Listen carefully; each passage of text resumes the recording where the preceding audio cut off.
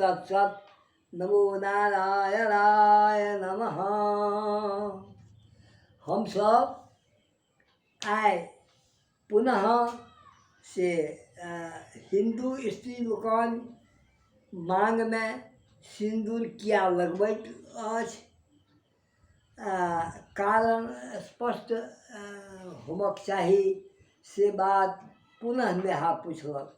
हम की करबै से कहलिए दाई सुन हे एना छै हिंदू पहले हिंदू के परिभाषा बुझ ले। हिंदू ककरा कहै छै से यदि केओ कहतौ पूछतौ तो ओकरा उत्तर दिहे गोखु भक्तिर भवेद जस्य प्रलभेत दृढ़मतिः पुनर्जन्मनि विश्वासो स हिंदूरिति कथ्यते।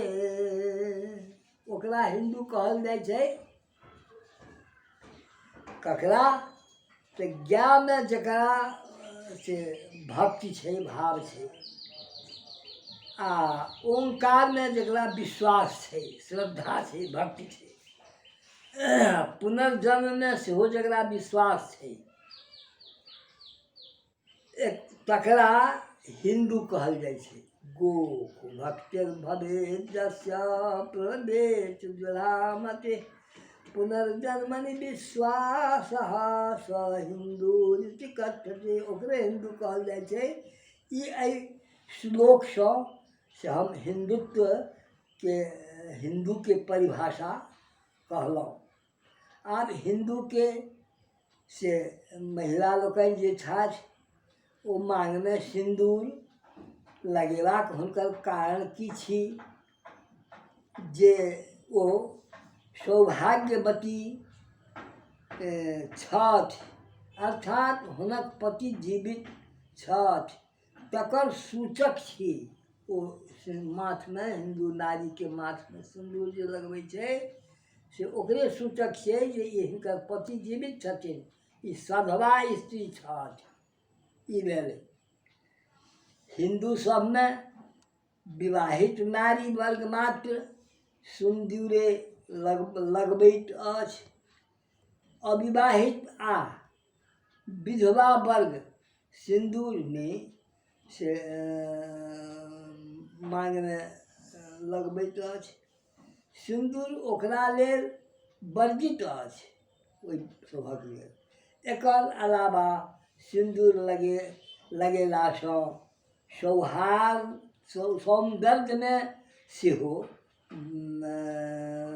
विस्तार निखार अबै छै अर्थात हुनका लोकन सौंदर्य आर बढ़ि जाइ छनि।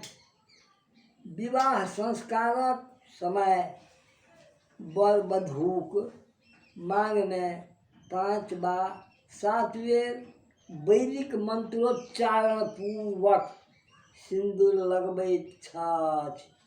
तकर बाद विवाह कार्य संपन्न जकाँ भऽ जाइत अछि। जहन विवाह संपन्न भऽ जाइ छै तकर बाद पंडित लोकनि ओहि वर वधू दुनू के से ओहि समय में से दुर्वाक्षत ई सब दै छथिन। ओहिसँ हुनकर जे कल्याण हेतनि से ओहि मंत्रक अर्थ छै। ओहि दिन सँ नारी लोकनि अपन पतिक दीर्घायु के लेल प्रत्येक दिन सिंदूर लगबैत अछि। सिंदूर स्त्री वर्गक प्रमुख श्रृंगारक से अंग होइत अछि। यह बात ओहिमें प्रमुख छै जे प्रश्नक उत्तर हम से अपना पुत्री के बुझा देलिए तो वो कह लागल जे हाँ ठीक से आब हम बुझ गेलिए बहुत बात कहलहुँ अहाँ इत्यादि कहैत ओम मंगलम भगवान विष्णु मंगलम गरुड़ध्वजः मंगलम पुंडरीकाक्षः मंगलाय तनो हरिः। ई मंत्र पाठ करैत हम एहि वस्तु के आब इतिश्री कऽ रहल छी। हरि ओम तत्सत।